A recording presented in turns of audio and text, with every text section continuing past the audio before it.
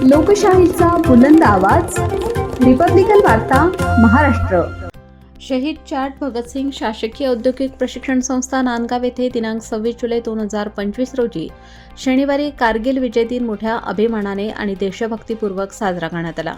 1999च्या कारगिल युद्धात शहीद झालेल्या 527 जवानांना श्रद्धांजली अर्पण करून कार्यक्रमाची सुरुवात झाली। या कार्यक्रमाचे अधिवक्तत्व सेवानिवृत्त मेजर बाजीराव मोहिते यांनी भूषवले।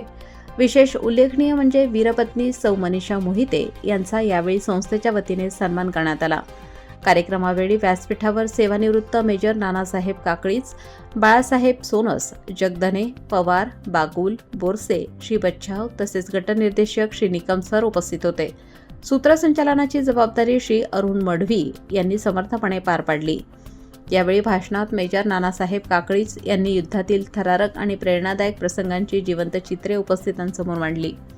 कार्यक्रमाच्या यशस्वीतेसाठी दीपक गावले, वनिता बर्वे, प्रगती साखरे, सुशील तायडे, गोविंद शिंदे, अलका सुरे, राहुल गायकवाड, निखिल जगताप, श्रीमती जाधव यांनी विशेष परिश्रम घेतले।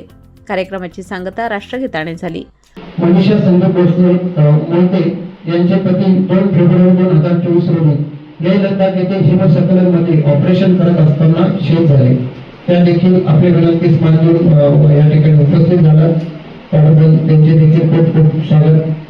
त्यानंतर नायब सुभेदार बाजीराव भाऊराव मोहिते राहणार मांडव 1965 ते 71च्या ऑपरेशन म्हणजे न्यू स्टार अमृतसरची लढाई या महत्त्वाच्या लढ्यांमध्ये त्यांचा सहभाग आहे असे आपले आजच्या कार्यक्रमाचे अध्यक्ष सुभेदार बाजीराव भाऊराव मोहिते हे देखील या ठिकाणी आपल्या विनंतीस मानून उपस्थित झाले। त्यांचं देखील खूप खूप स्वागत आणि धन्यवाद।